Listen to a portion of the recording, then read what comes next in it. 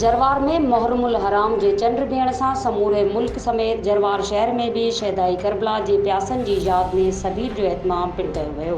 हर साल जीअं हिन साल भी मरकज़ी इमाम दरबार हुसैनी जरवार जे तरफ़ां अली अकबर बोज़दार जी अॻवानीअ में बरकत अली बोज़दार, नियाज़ हुसैन बोज़दार, इमरान अली बोज़दार, मनठार अली बोज़दार, साजिद अली बोज़दार जरवार बाईपास ते सबील इमाम हुसैन अलैहिस्सलाम जो पिणु एहतमाम कयो वियो आहे।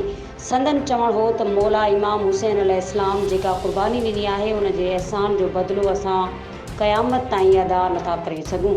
असीं माण्हुनि खे सबील प्यारे तमामु फ़ख्रु महसूस कयूं था ऐं ज़िंदगी रही त हमेशा सबील जी ड्यूटी पिणींदा रहंदासीं।